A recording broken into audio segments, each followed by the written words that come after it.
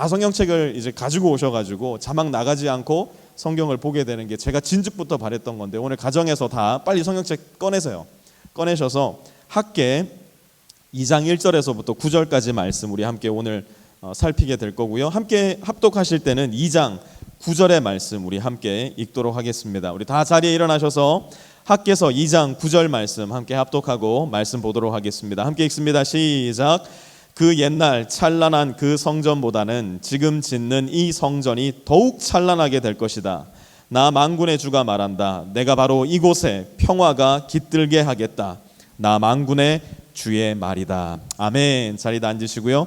오늘은 학계서 두 번째 말씀입니다. 바로 학계서 2장 1절 말씀으로 들어가서 오늘 본문 가운데는 어떤 하나님의 메시지가 우리를 기다리고 있을까 함께 보도록 하겠습니다.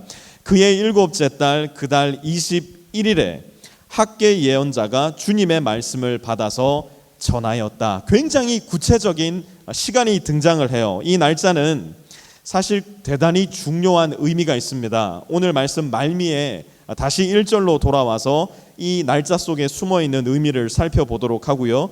대략적으로 이때가 언제냐, 학계가 바벨론에서부터 돌아온 시기로부터 2달이 지났던 시기고요. 지난주에 우리가 살펴보았던 학계 선지자의 예언이 있었던, 학계 선지자의 하나님의 말씀을 대언하는 일이 있은 지 한 달이 지났을 때였어요. 너희 인생의 우선순위가 어디에 있느냐 도전하는 학계 선지자 앞에서 네 심장이 어디에서 뛰고 있는지 살펴보라는 학계 선지자의 하나님의 말씀에 감동을 받아서 다시 성전 재건을 시작한 지가 한 달이 지났을 무렵이 바로 오늘 2장의 배경입니다. 그때 무슨 일이 일어났는가? 2절에서 3절 한번 보세요. 너는 스알디엘의 아들 스룹바벨 유다 총독과 여호사닥의 아들 여호수아 대제사장과 남아있는 백성에게 전하여라. 너희 남은 사람들 가운데 그 옛날 찬란하던 그 성전을 본 사람이 있느냐? 이제 이 성전이 너희에게 어떻게 보이느냐? 이것이 너희 눈에는 하찮게 보일 것이다. 자, 잘 한번 보세요. 바벨론에서 70년 동안 포로 생활을 하다가 예루살렘으로 귀환을 했습니다. 왜 귀환했을까요? 하나님의 성전을 재건하기 위해서, 하나님의 말씀을 믿고 예루살렘의 하나님의 성전을 다시 짓기 시작합니다. 그런데 지으면 지을수록 이 귀한 유대인들의 마음속에 드는 생각이 뭐냐? 성전 짓는 걸 보니까 이런 생각이 드는 거예요. 에게 저게 만군의 주님 우리 야훼 하나님을 위한 성전이라고. 바로 옆나라 바알 신전만 봐도 하늘이 높아가지고 그 끝이 안 보이는데, 우리가 돌아왔던 바벨론의 마루득 신전을 보니까 얼마나 길게 지어놨는지 그 끝이 안 보이는 성전의 규모인데 우리 하나님의 성전이 고작 이 정도라고? 이 손바닥만한 성전은 도대체 무엇이란 말인가? 유대인들의 마음이 그야말로 심란해 죽을 지경이었을 겁니다. 우리도 마찬가지 아닙니까? 이렇게 살다 보면 다운될 때가 있어요. 살다 보면 어깨가 축 처지고 남들은 다 앞서가는 것 같은데 나만 저 뒤에 홀로 서 있는 것만 같은 느낌이 들 때가 있어요. 내 대학 동기들은 다 잘 나가, 내 직장 함께 시작했던 동료도 다 잘 나가. 그런데 예수 믿는다고 하는 내 인생은 소위 말해 왜 이 모양 이 꼴인가? 정말 살맛이 나지 않을 때가 저와 여러분들 인생 가운데 분명히 있을 거예요. 특별히 이 코로나19로 인해서 내가 하고 싶은 일 하지 못하고 2020년 계획하고 생각하고 꿈꿔왔던 모든 일들이 어그러지는 것만 같은 상황 속에 있을 때, 하나님 나 진짜 내 인생 짧은 인생이지만 하나님 앞에 큰 영광 올려드리기 원합니다. 하나님께 간구했는데, 그래서 하나님께 소위 말해 영광을 올려드리고 싶었는데 그 모든 일들이 언제 이루어질 수 있을까 알 수 없을 만큼 미루어지고 또 미루어지게 되었을 때, 그야말로 살맛이 안 나는 인생을 살아가게 될 때 여전히 말씀하시는 하나님께서는 무엇이라고 말씀하실까?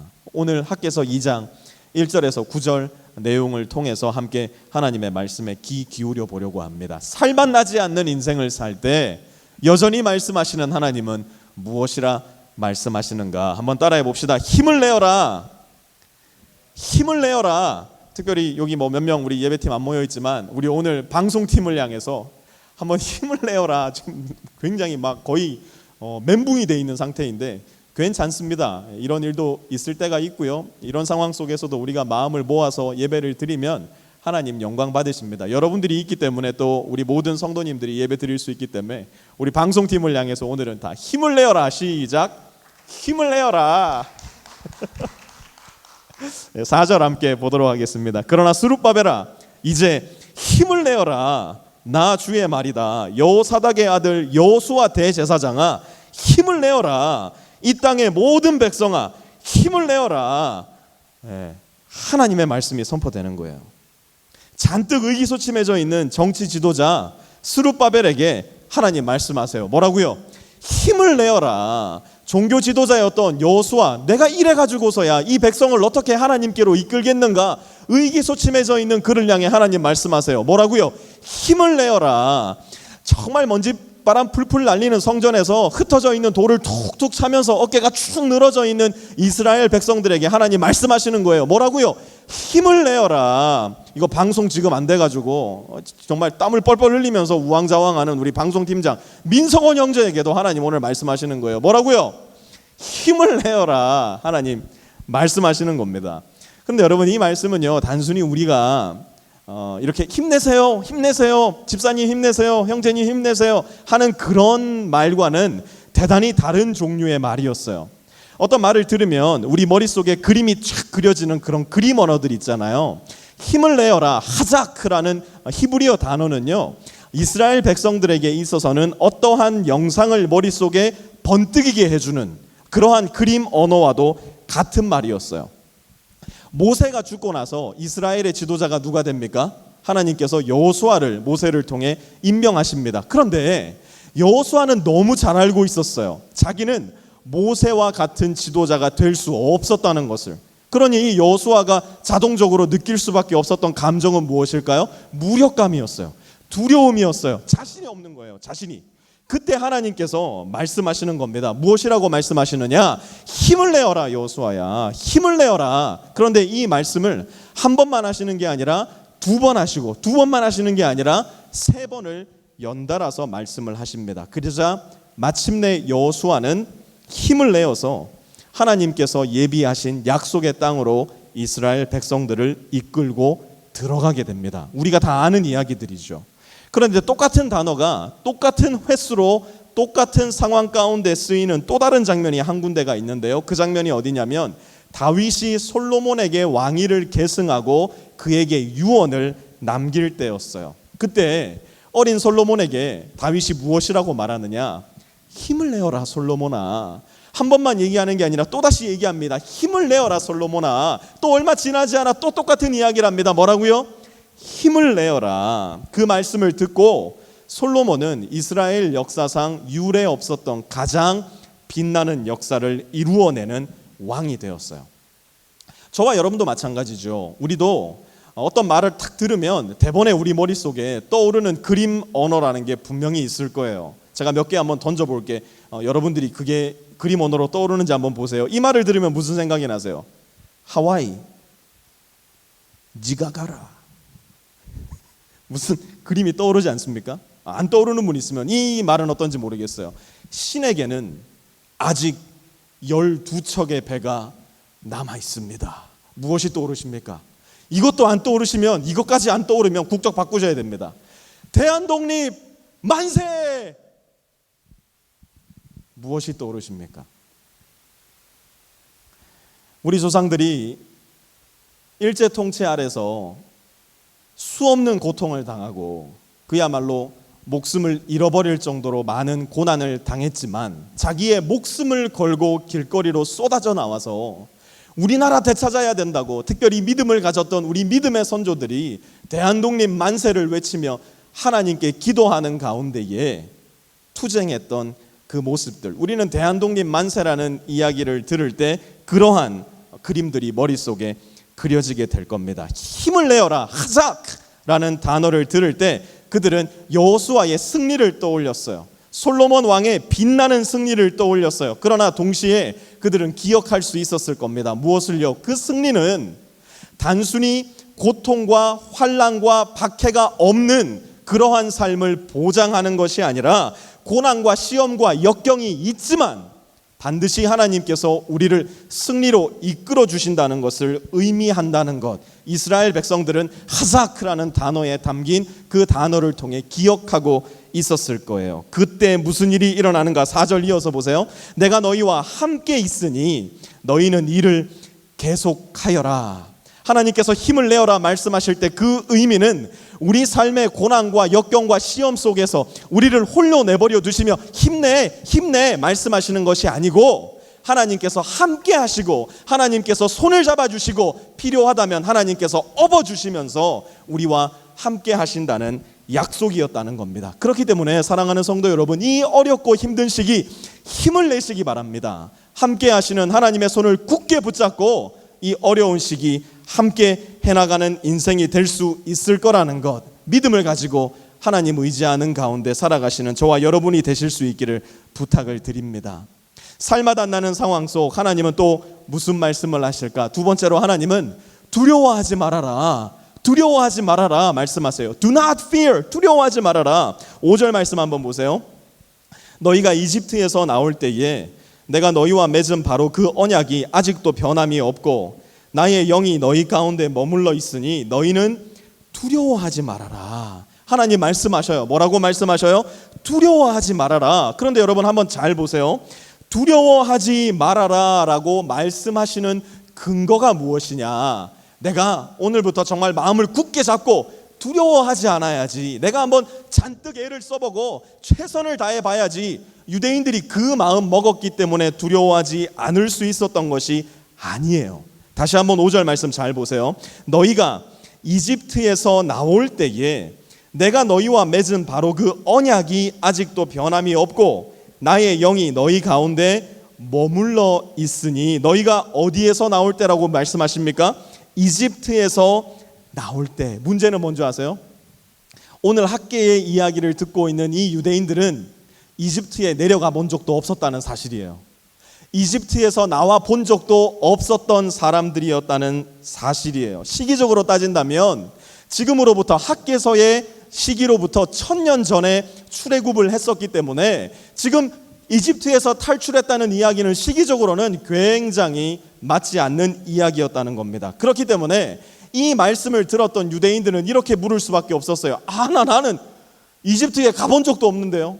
우리 지금 바벨론에서 돌아온 지 얼마 되지도 않았는데 웬 이집트? 이렇게 반문할 수밖에 없었을 거예요.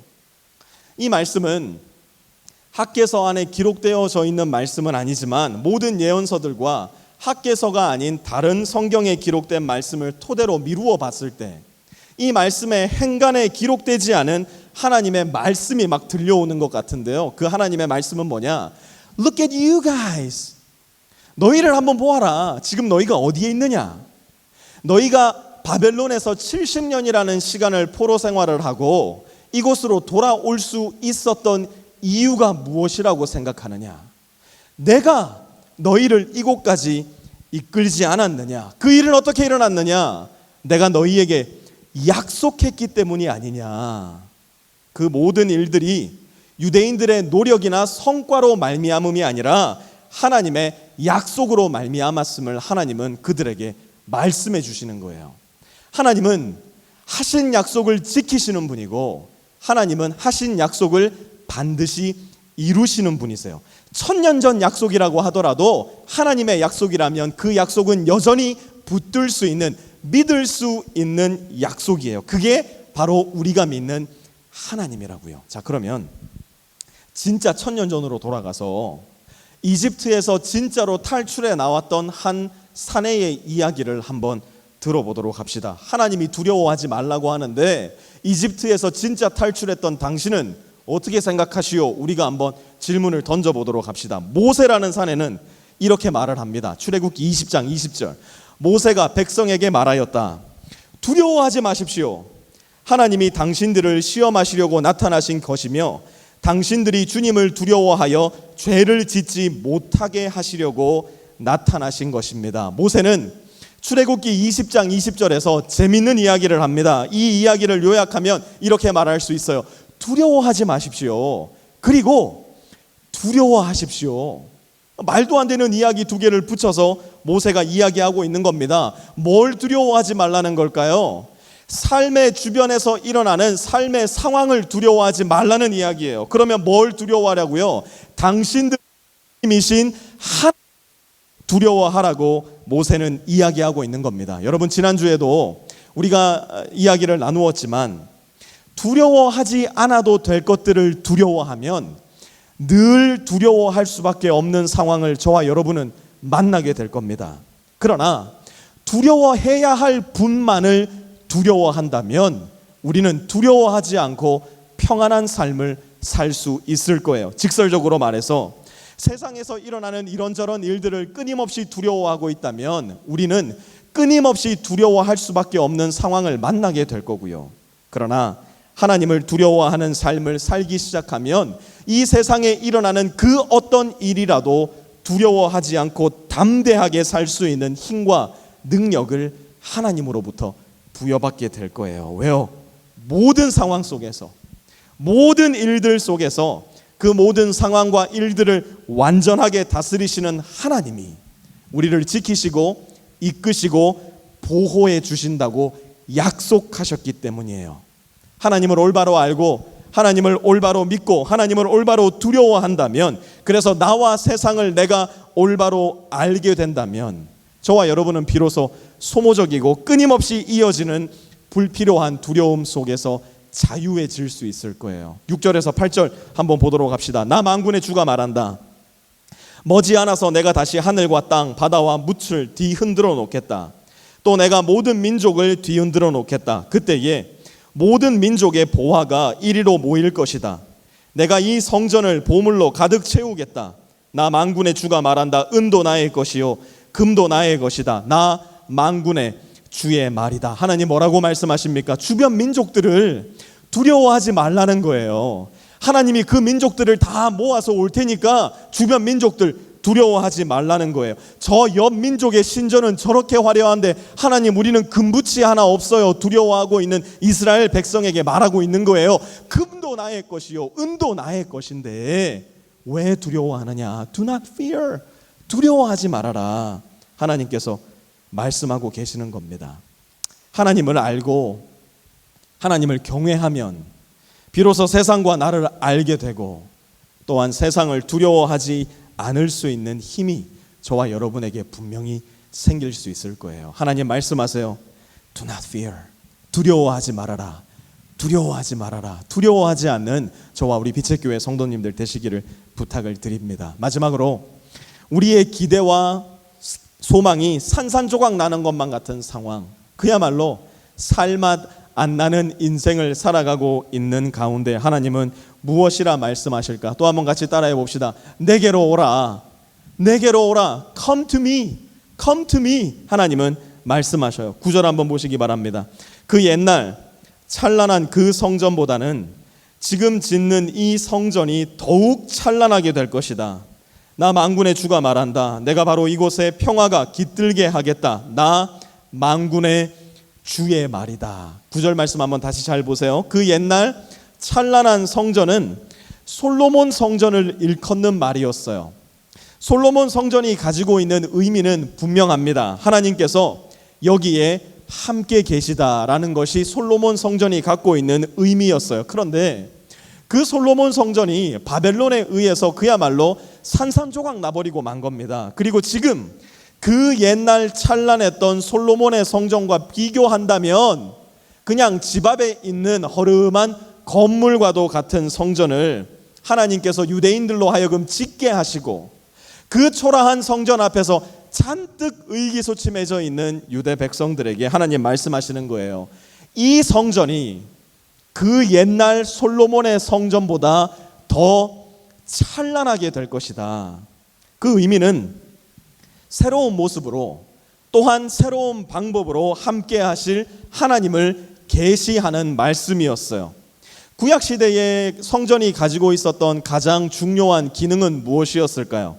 하나님과의 평화를 그분의 백성들과의 사이에서 이루어내는 것이 성전이 가지고 있었던 가장 중요한 기능이었어요. 번제, 소제, 화목제, 속죄제, 속건제, 이 모든 제사들의 가장 중요한 의미는 깨어져 있었던 하나님과의 관계를 회복하기 위해서 하나님께 드리는 제사였어요. 간단하게 이 제사의 내용을 요약하면 이겁니다. 하나님, 용서해 주십시오. 제가 잘못했습니다. 내가 죄를 지었을 때에 내가 하나님 앞에 죄를 지었기 때문에 그 거룩하신 하나님 앞에 나는 죽음으로써 내 죄값을 치루어야 되는데, 자비하시고 은혜로우신 하나님께서 내 대신 동물을 피를 흘려 죽게 하심으로 말미암아 용서해 주시기로 작정하신 거예요. 그래서 그 제사를 통해서 죄로 인해 깨어져 버렸던 하나님과 나와의 관계가 다시 회복되는 것, 이것이 제사 그리고 유대인들의 예배가 가지고 있는 핵심적인 성전과 예배의 기능이었다고요. 그런데 이제 우리는 더 이상 이러한 성전의 기능에 머물러 있는 사람들이 아니에요. 이제는 하나님의 영원한 어린 양 되신 예수 그리스도께서 이 땅에 저와 여러분의 모습으로 오셨으며 저와 여러분의 죄를 대신하셔서 영원한 하나님의 어린 양으로서 단번에 그분의 몸으로서 하나님께 제사를 올려드렸기 때문이에요. 그래서 우리는 예수님 안에서 영원히 용서받는 자가 되었고, 예수님 안에 있을 때에 하나님은 우리를 직접적으로 보시는 것이 아니라 예수님을 통해서 저와 여러분을 보시기 때문에 우리는 하나님으로부터 받은 구원의 약속을 영원히 신뢰할 수 있게 된 사람들이 된 것이에요. 더 나아가 우리는 하나님의 성전으로 자라가는 존재가 되었다고 성경은 우리에게 가르쳐주고 있습니다. 오늘 학개 2장 9절에서 하나님께서 하신 그 말씀, 그 옛날 솔로몬의 그 성전보다 더 찬란한 성전을 내가 지어내겠다 말씀하신 그 말씀의 성취가 바로 예수 그리스도의 죽으심과 부활, 그리고 예수 그리스도를 믿는 저와 여러분을 통해 마침내 성취되게 된 거예요. 이 모습이 어떤 모습이냐? 에베소서 2장 14절에서 16절 우리 한번 함께 읽어보도록 하겠습니다. 함께 읽습니다. 시작. 그리스도는 우리의 평화이십니다. 그분은 유대 사람과 이방 사람 사이를 가르는 담을 자기 몸으로 허무셔서 원수된 것을 없애시고 여러 가지 조문으로 된 계명의 율법을 폐하셨습니다.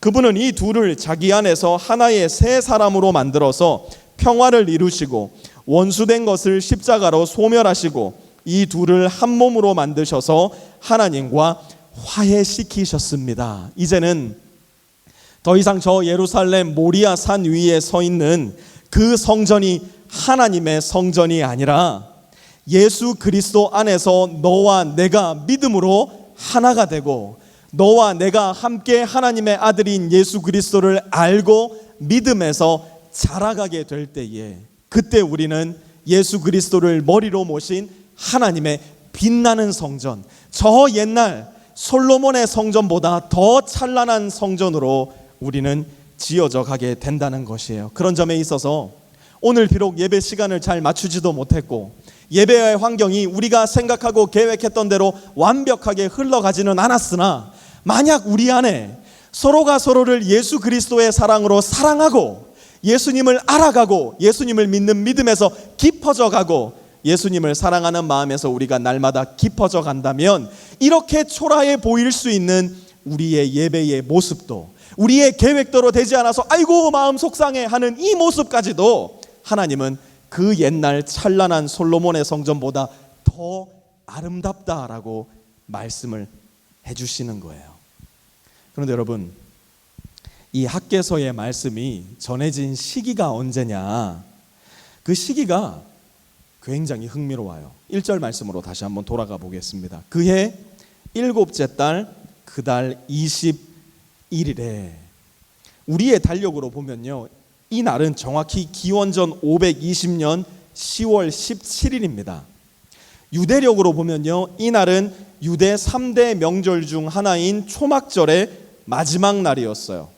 바로 그날 하나님은 두려워하지 말아라 라고 말씀하시면서 뜬금없이 1000년 전 이스라엘에게 주셨던 약속을 말씀해 주시고요, 그러면서 지금 눈앞에 펼쳐진 초라하기 짝이 없는 성전 앞에 서서 의기소침해져 있는 그분의 백성들에게 앞으로 이루어질 약속을 주셨어요. 그 약속이 뭐예요? 지금 짓는 이 초라해 보이는 성전이 반드시 가장 찬란한 성전이 될 것이다. 내가 바로 여기에 나의 평화가 깃들게 할 것이다 말씀하셨어요. 그런데 그로부터 500여 년 뒤, 바로 일곱째 달 21일, 우리의 달력으로는 10월 17일, 유대력으로는 초막절의 마지막 날, 무슨 일이 일어났는가? 요한복음 7장 37절로 한번 같이 가봅시다. 명절의 가장 중요한 날인 마지막 날에, 이 명절은 어떤 명절일까요? 요한복음 7장 2절에 보면 이 명절은 우리가 방금 학개소에서 살펴보았던 초막절이라는 명절이었어요. 이 초막절이라는 명절을 우리식대로 간단히 이야기하면 캠핑데이를 갖는 거였어요. 머물고 있던 집을 떠나서 천막을 치고 밖에 나가서 자는 겁니다. 8일 동안 집에서 자지 않고 천막을 치고 밖에서 자는 거예요. 저와 여러분에게는 캠핑이 참 신나는 일이고 익사이링한 일이죠. 그런데 유대인에게는 결코 그렇지 않았어요. 이스라엘 민족에게는 집을 떠나서 바깥에 텐트를 치고 자는 삶이 아니라 머물 집이 없어서, 그것도 사막에서, 그것도 하루 이틀이 아니라 40년간 해야만 했던 일이 캠핑이었기 때문에 이 캠핑은 그야말로 악몽과도 같은 일이었어요. 하나님은 이제 약속의 땅에 들어가서 마침내 머물러 살 집이 생긴 그들에게 말씀하시는 거예요.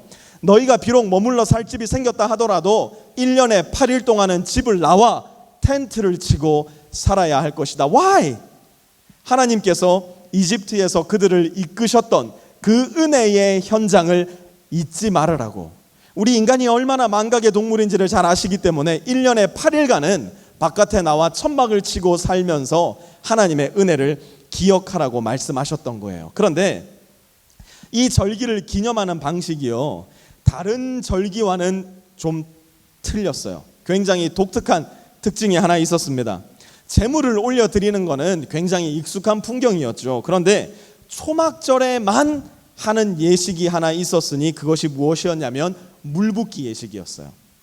실로암 연못에서 물을 떠와서 제단 위에다가 물을 붓는 겁니다. 그냥 붓는 게 아니라 흥건하게 되어서 성전 주변 도랑에 물이 가득하게 찰 때까지 물을 계속해서 들이붓는 예식이 7일 동안 계속해서 이어졌어요. 그것은 물이 없어서 광야 가운데 헤매이고 있었던 이스라엘 민족이 하나님 앞에 기도했을 때, 더 정확하게는 불평했을 때 하나님께서 모세를 통해 반석에서 물이 나게 하신 사건을 기념하기 위한 예식이었어요. 이스라엘 백성들은 예수님 당시에도 이 일을 초막절 7일 동안 매일매일 성실하게 거행했어요. 성전에 물은 충분하게 흐르고 있었고요, 제단 위에 물은 촉촉하게 젖어 있었습니다. 왜요? 지난 7일 동안 계속해서 물을 들이부었거든요. 그때 예수님이 이렇게 말씀하세요. 37절, 목마른 사람은 다 나에게로 와서 마셔라. 베드로가 이렇게 얘기했을 거예요. 우리 선생님 또 사고 치셨다. 지금 물이 이렇게 많은데, 성전 주변에 물이 졸졸졸 흐르고 있는데 누구든지 목마른 사람은 내게로 와서 마시라니, 저건 또 무슨 말씀이란 말인가? 우리에겐 실로암 연못도 있고 요단강도 있는데 누구든지 목마른 사람이라니, 이건 또 무슨 말이란 말인가? 그때 예수님이 이어서 이렇게 말씀하세요. 나를 믿는 사람은 성경이 말한 바와 같이 그의 배에서 생수가 강물처럼 흘러나올 것이다. 예수님은 초막절 마지막 날 가장 물이 풍성하게 제단을 채우고 있을 그때, 그래서 솔직하게 이야기해서 목마른 사람이 하나도 없을 거라 생각하고 있었던 바로 그때, 인간의 영혼을 가득 채우고 있었던 목마름을 분명하게 꿰뚫어 보셨어요. 이렇게 많은 물이 있지만, 너희가 그렇게 많은 재산을 누리고 있지만, 너희가 지금 이렇게 지붕이 있는 집에서 편안하게 살고 있지만, 너희가 그렇게 높은 권력과 인기를 가지고 살아가지만, 이렇게 아름답게 지어진 성전이 너희 앞에 있지만, 그 모든 것이 너희를 진정 만족하게 하더냐?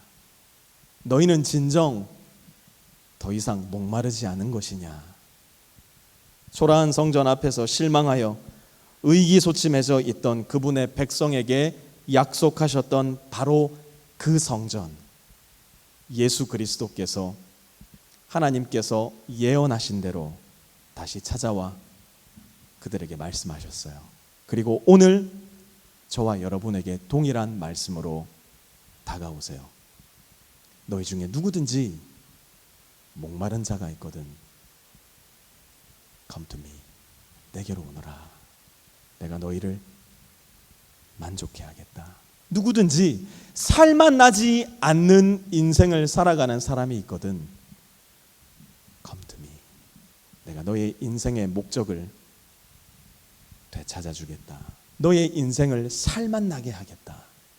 예수님 오늘도 저와 여러분을 초청하시며 말씀하고 계세요. 제가 어릴 때만 해도 한국에서는 대부분 이렇게 수도꼭지에 입을 대고 그냥 소위 말해 수돗물을 마시고는 했었습니다. 그런데 제가 어렸을 때 어느 날 이 콜레라라는 전염병이 한국을 완전히 뒤덮었던 적이 있었어요. 그때부터 우리 한국에서도 물을 끓여 먹기 시작했던 것으로 기억을 하는데요. 아마 기억하시는 분들 계시겠지만 그때 이렇게 보리차를 주전자에 막 끓여서 이 델몬트 유리병에다가 보리차를 붓고 그걸 식혀서 냉장고에 넣어놓고 시원해지면 그 물을 마시고는 했었습니다. 어릴 적 제가 시골에 가면 제일 힘들었던 게 두 가지가 있었는데, 첫 번째는 푸세식 화장실이었고 두 번째는 물이었습니다.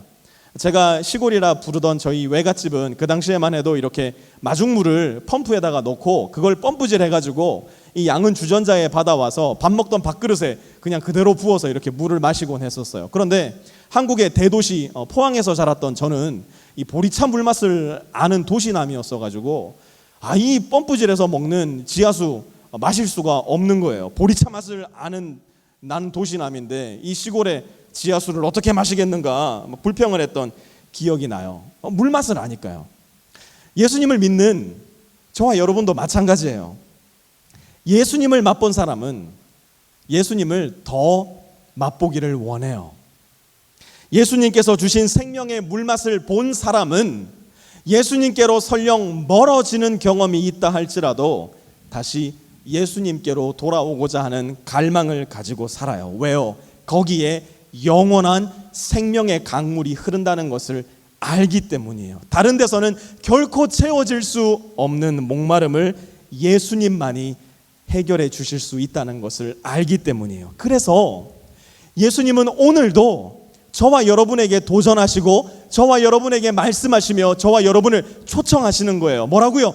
Come to me, 내게로 오너라. 너희 중에 누구든지 목마르거든 내게로 오너라. 소위 말해 잘 나가는 인생을 사는데, 먹고 사는데 아무 문제 없는데 여전히 나의 영혼 깊숙한 곳에서 피할 수 없는 목마름을 느낀다면 나는 도대체 왜 사는 걸까? 도대체 남은 내 인생을 어떻게 살아야 하는 것인가? 여전히 저와 여러분들 안에서 그 목마름을 발견한다면 살기는 사는데 정말 살맛 안 난다. 내 마음 가운데 그러한 갈망이 있다면 오늘도 저와 여러분을 부르시는 그 주님께로, 오늘도 저와 여러분에게 영원한 생명의 생수를 공급하시는 그 예수님께로, 오늘도 저와 여러분에게 살아야 할 이유와 삶의 목적과 어디로 가야 하는지에 대한 소망의 분명한 지식을 가르쳐 주시는 예수님께로 우리 함께 손에 손을 맞잡고 나아갈 수 있는 우리 빛의 교회 되기를 바랍니다.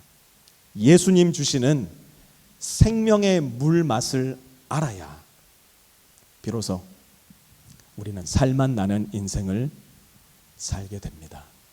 함께 기도하겠습니다. 하나님,